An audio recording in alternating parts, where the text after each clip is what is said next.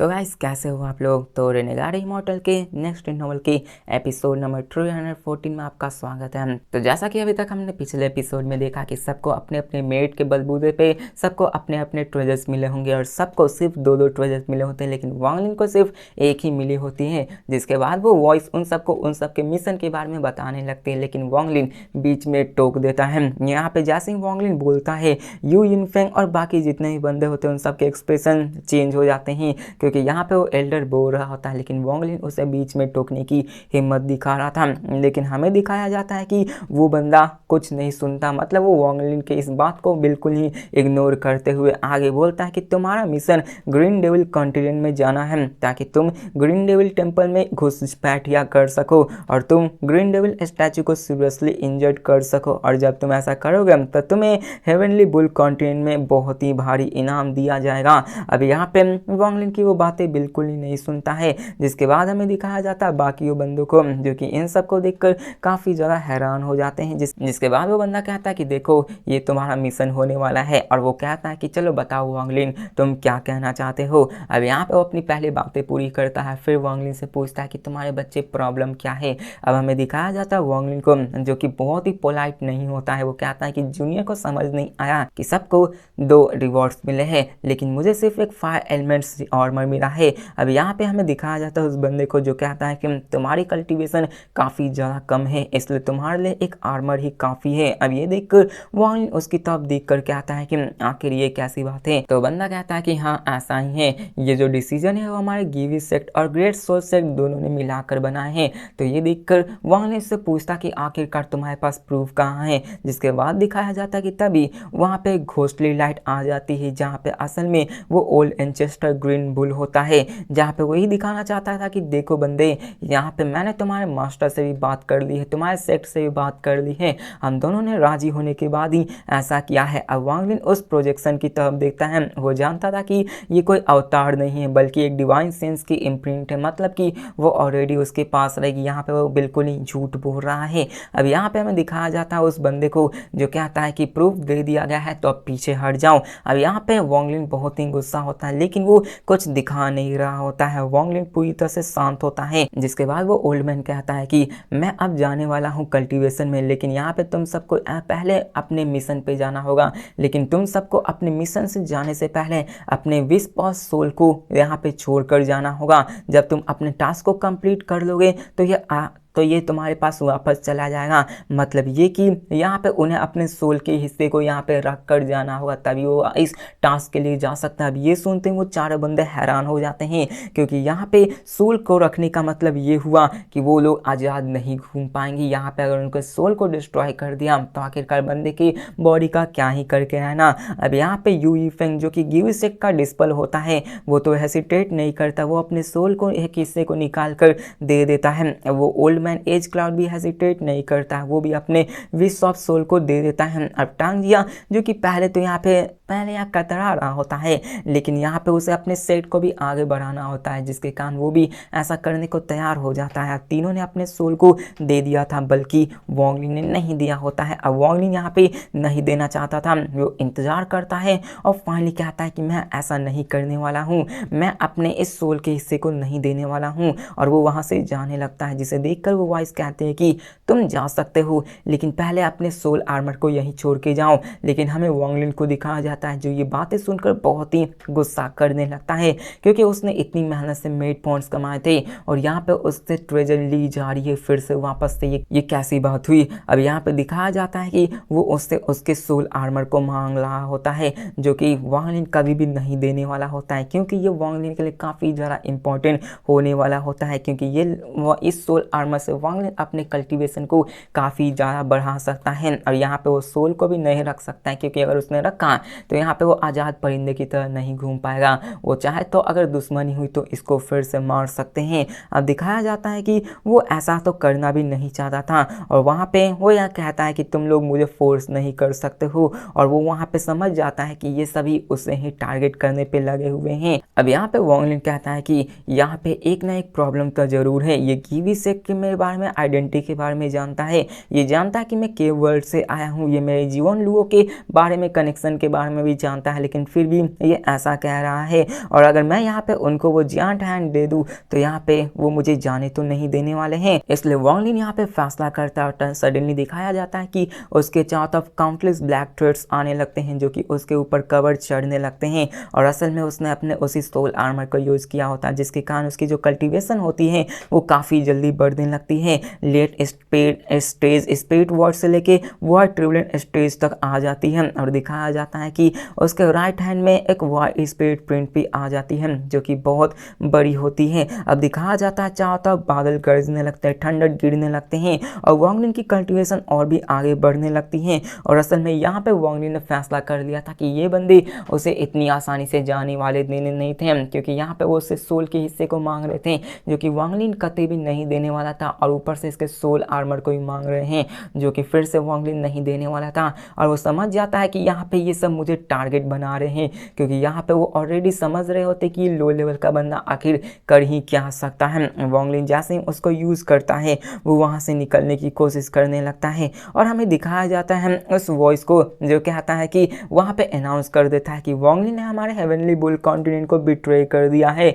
सभी को soul order भेज दो कि जितने भी कल्टिवेटर्स हेवनली बुल कॉन्टिनेंट में उसको देखे उसे देखते ही मार दे। अगर जिसने भी इसको मारा तो उसे फायर एलिमेंट आर्मर और साथ में घोस्ट ग्रेट सोल सेट की वाइस घोस्टली स्टील भी और साथ में हेवनली बुल बीट भी मिलने वाली है। अब यहाँ पे पूरी तरह से ऐलान कर दिया जाता है। देखो जिसको कंफ्यूजन हो रही है उसको मैं कंप्लीट फिर से बताता हूँ। देखो हुआ क्या, यहाँ पे उसे इस जगह पे मीटिंग करने के लिए बुलाया गया, यहाँ पे उसकी इज्जत नहीं की गई, यहाँ पे उसको बेदखल किया गया, उसको छोटा उसको नीच दिखाया गया, यहाँ पे उसको सोल आर्मर सोल अपने सोल के हिस्से को देने को कहा गया, लेकिन वांग लिन मना कर दिया। लेकिन वो जा रहा था तो उससे उसके सोल आर्मर को ही मांगने लगा जो कि उसके देने वाला नहीं था, जिसके कारण यहाँ पे वांग लिन को फोर्सफुली फाइट ही करनी पड़ती है, क्योंकि वो समझ जाता है कि यहाँ पे ये बंदे उसे इतनी आसानी से नहीं जाने वाले देने होते हैं, जिसके कारण वो अपनी उस सोल आर्मर के पावर को यूज़ करके अपनी कल्टीवेशन को बढ़ाकर वहाँ से भागने लगता है। लेकिन वो वॉइस यहाँ पे चारों तरफ ये फैला देता है कि वांग लिन गद्दार निकला है, उसे मार दो और तुम्हें ट्रेजर मिलने वाले हैं। अब जैसे ही वांग लिन भागता है उसे भी ये सारी चीज़ें पता चल जाती है, उसे काफ़ी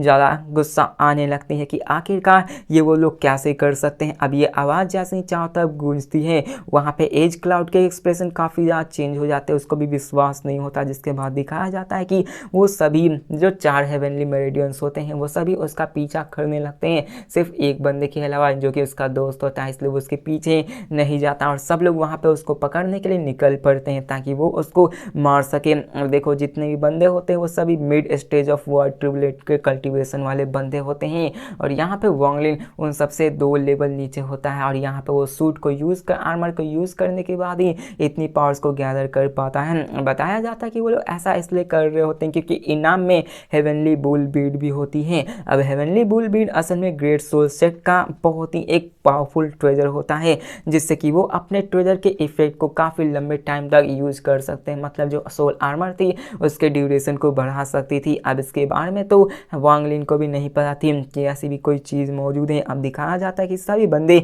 उसका पीछा करना शुरू कर देते हैं ताकि वो उसको मार सके। अब देखो वहाँ पे ऐसे ही सिलसिला चलने लगता है, एज क्लाउड उसका पीछा करने लगता है, टांगजिया को भी एहसास हो जाता है कि यहाँ पे वो उसको सब पीछा करने वाले हैं। अब टांगजिया भी यहाँ पे पहले कतराता है लेकिन वो भी उसको मारने के लिए आगे बढ़ जाता है, सिर्फ यू यीफेंग वहाँ पे खड़ा रहता है क्योंकि वो नहीं आगे जाना चाहता था। लेकिन दिखाया जाता है कि वो सभी उसको मारने के लिए आगे बढ़ जाते हैं। अब दिखाया जाता है कि वहाँ पे वो सेक्ट मास्टर के डिस्पर्स भी उस पर अटैक कर देते हैं और चारों तरफ सन्नाटा हो जाता है। अब वांग लिन वहाँ से भागने की कोशिश कर रहा होता है। अब यहाँ पे उन सब के जाने के बाद यू यीफेंग यहाँ पे अपने ग्रेट हॉल के एल्डर के सामने खड़ा होकर अपने घुटनों पे आकर कहता है कि सेक्ट मास्टर आपके डिस्पर्स को इस चीज़ पे एक्सप्लेनेशन की ज़रूरत है। आपने ऑलरेडी वांग लिन के आइडेंटिटी के बारे में जानते हैं और उसकी ज्यूल वो एम्पर ग्रैंड एम्परर के रिलेशन के बारे में जानते हैं, लेकिन फिर भी आप ऐसा क्यों कर रहे हैं। लेकिन दिखाया जाता है कि वहाँ पे एकदम से वो जितने भी सेक्ट होते हैं वो सब वहाँ से गायब हो जाते हैं। मतलब वांग लिन जब एहसास पीछे मुड़कर देखता है तो वहाँ पे सेक्ट भी गायब हो चुका था, मतलब पूरा का पूरा डेड साइलेंट हो चुका था, एक भी बंदा वहाँ मौजूद नहीं था। मतलब समझ लो ये हुआ कि वहाँ जो सेक्ट मास्टर मौजूद थे वो उन सबको लेकर वहाँ वहाँ से निकल जाते हैं। दिखाया जाता है कि वांग लिन वहाँ से निकलने की कोशिश कर रहा था, उसे भी नहीं समझ में आया कि आखिरकार यहाँ पे हुआ क्या हुआ। अभी यहाँ पे दिखाया जाता है कि वो सभी बंदे जो कि वांग लिन का पीछा कर रहे थे वो उसका पीछा करने लगते ताकि वो उसको मारकर उसके रिवॉर्ड्स को ले सके। अब तभी उस पर अटैक आने लगता है जो कि एज क्लाउड का ही अटैक होता है। वो वांग लिन को मारना चाहता था लेकिन वांग लिन भी इतनी आसानी से हार थोड़ी ना मारने वाला था, वो भी उसको अटैक करके उसको रोकने की कोशिश करने लगता है। उसके पीछे एक नहीं कई सारे बंदे लग चुके होते हैं और दिखाया जाता है कि वांग लिन पीछे मुड़ता है, अपने फिस्ट अटैक से उस पर अटैक कर देता है, लेकिन एज क्लाउड भी अपने सोल आर्मर को यूज करके अपने कल्टीवेशन लेवल को इंक्रीज कर लेता है और वो उस पर फिर से अटैक करने लगता है। अब यहाँ पे हमें दिखाया जाता है फाइट आगे बढ़ने लगती है। अब इसके साथ हमें टांग जिया को भी दिखाया जाता है जो कि वहाँ पे आ जाता है, जो आके कहता है सीनियर एज क्लाउड चलो मैं आपकी मदद करता हूँ, मैं यहाँ पे सिर्फ एक ही रिवॉर्ड को चाहता हूँ जो कि फायर एलिमेंट आर्मर है। जिसके बाद वो भी वांग लिन पे अटैक कर देता है। अब यहाँ पे हमें दिखाया जाता है कि उस पर अटैक तो होता है लेकिन सडनली वांग लिन वहाँ पे रुक सा जाता है और टांग जिया उसके पास आ जाता है और जैसे ही उसके 100 फीट के पास आता है कुछ अजीब ही होता है और एज क्लाउड को महसूस होता है कि वहाँ पे कुछ न कुछ तो गलत हो रहा है और तभी टांग जिया की आंखें गोल्डन ग्लो करने लगती हैं और तभी एज क्लाउड को 8 गोल्डन गेट्स घेर लेती हैं जो कि 8 गेट सील होता है जो कि असल में उसको सील करने के लिए लाया होता है और असल में ये एज क्लाउड को सील करने के लिए होता है। अब दिखाया जाता है कि इसे देखकर तो वांग लिन भी हैरान हो जाता है कि आखिरकार यहाँ पे चल क्या रहा है। अब वांग लिन की पर्सनैलिटी ऐसी थी कि जो भी उसको प्रोवोक नहीं करता था वो उसको छोड़ देता था। अब टांग जिया जो कि उसके पास आ चुका था असल में वो उसे बचाने की कोशिश करता है, जिसको देखकर वो भी हैरान हो जाता है कि आखिरकार ये हुआ क्या। अब देखो एज क्लाउड को वहाँ पे ऑफ गार्ड पकड़कर वहाँ पे अपने को सील में कैद कर दिया जाता है, जिसके कारण यहाँ पे वांग लिन को मौका मिल जाता है उस पर अटैक करने का और वो उस पर अटैक चालू कर देता है और यहाँ पे टांग जिया भी उसकी मदद करना शुरू कर देता है। वो भी अपने विश पे अटैक से उस पर अटैक कर देता है। उसकी कास्टिंग स्पीड उतनी तो ज़्यादा नहीं थी लेकिन फिर भी वो यहाँ पे वांग लिन 3 स्पेल कास्ट करता है तो वो एक स्पेल कास्ट करके उस पर अटैक कर देती हैं। अब ये देखकर एज क्लाउड के एक्सप्रेशन काफ़ी ज़्यादा बदल जाते हैं क्योंकि वो अभी भी उसी 8 गेट्स के अंदर सील होता है और ये 8 गेट टांग जिया का सबसे पावरफुल स्पेल होता है, जिसके कारण वो उसमें फंसा ही रह जाता है। उसके मुंह से खून निकलने लगता है। अब वो उसको तोड़ने की कोशिश करता है, फाइनली वो 8 गेट्स को तोड़ पाता है और एज क्लाउड जो अभी रिकवर हुआ ही था कि तभी उसके सामने से third transformation of 7 colour lens आके उस पर अटैक कर देती है, जिसके कारण वो जाके उस पर टकराती है और वो काफ़ी ज़्यादा दूर जाके गिरता है। उसके मुंह से फिर से निकलने लगता है खून और तभी वहाँ पे हमें वांग लिन को दिखाया जाता है जो कि अपने फेथ स्पेल से उस पर अटैक कर देता है, जिसको देखकर तो उस बंदे की भी फट जाती है कि ये कैसा हो सकता है। उसका भी यही रिएक्शन होता है कि आखिरकार वांग लिन फेथ स्पेल को यूज ही कैसे कर सकता है और वो जान चुका था कि वो मरने वाला है, लेकिन दिखाया जाता है कि वो भागने की कोशिश करने लगता है और वो भागने से पहले उसके सामने एक बहुत ही कुछ वियर्ड चीज़ भेजता है और दिखाया जाता है कि तभी एक हेवनली बुल उसके सामने अपीयर हो जाता है ताकि वो उसके फेट स्पेल को रोक सके। अब दिखाया जाता है कि एज क्लाउड की जो कल्टीवेशन होती है वो काफ़ी ज़्यादा हाई होती है सोल आर्मर को यूज़ करने के बाद और दिखाया जाता है कि जिस चीज़ को उसने फेंका होता है वो असल में वो सोल आर्मर होता है, जिससे कि वो उस फेट स्पेल से बच सके। अब देखो फेट स्पेल को रोकने के लिए वो अपने आर्मर को फेंक तो देता है लेकिन उस आर्मर की मदद से ही उसकी जो कल्टीवेशन लेवल थी वो इतनी हाई रह चुकी थी, मतलब वो अपने आर्मर की मदद से लेट स्टेज वॉइड ट्रिब्यूलेंट लेवल पे आ सकता है और जैसे ही वो अपने आर्मर को फेंक देता है उस बुल हेवनली उस सन की तरफ, वहाँ पे उसकी लेवल गिर के मिड स्टेज वॉइड ट्रिब्यूलेंट पे आ जाती है ताकि वो अपने आप को बचा सके। अब दिखाया जाता है ये काफ़ी जल्दी हो जाती है और वहाँ पे बहुत ही बड़ा धमाका होता है, लेकिन यहाँ पे वो भागने की कोशिश करने लगता है लेकिन आखिरकार वांग लिन उसे कैसे जाने दे सकता था। वांग लिन भी इंजर्ड हो चुका था लेकिन वो तो उसको इतनी आसानी से जाने देने वाला नहीं था, उसके पास तो अभी सोल आर्मर भी नहीं थी और टांग जिया वो वहाँ पे अटैक नहीं करती बल्कि वो यहाँ पे वहीं पे रुक जाती ताकि यहाँ पे वांग लिन सब चीज़ संभाल सके। अब वांग लिन के पास जाता है, उसे बहुत ही जोरदार पंच मारता है, उसके मुंह से खून निकलने लगता है। वहाँ पे वो लगातार फाइट करने लगते, उसे मौका ही नहीं देने लगते और वहाँ पे दिखाया जाता है कि थोड़ी देर फाइट होती है और फाइनली वो उसको मारने में कामयाब हो जाता है, जिसके बाद वो वहाँ से निकल जाता है और वो एक अलग ही जगह पे आ जाता है जो कि असल में एक स्क्वाड डिकेइंग माउंटेन्स के जैसा होता है जो कि 7 डाउन सेक्ट होता है। तो इसी के साथ हमारा ये एपिसोड खत्म होता है, तो मिलते हैं नेक्स्ट वीडियो में, तब तक के लिए बाय।